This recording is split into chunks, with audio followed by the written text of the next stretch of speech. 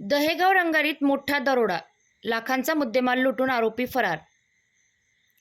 Khaparkheda police station हद्दीतील दहेगाव रंगारी येथे घडलेल्या लुटीच्या घटनेने संपूर्ण परिसरात भीतीचे वातावरण निर्माण झाले आहे.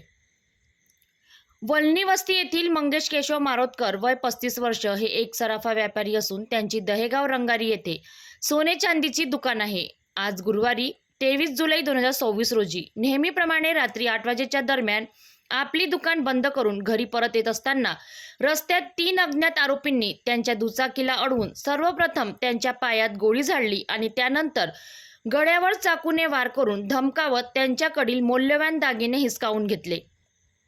लुटलेल्या मुद्देमालात अंदाजे 10 किलो चांदी, 10 तोळे सोने आणि 35,000 रुपये रोख रक्कम असा एकूण 10 लाख रुपयांचा मुद्देमाल असल्याची माहिती समोर आली आहे.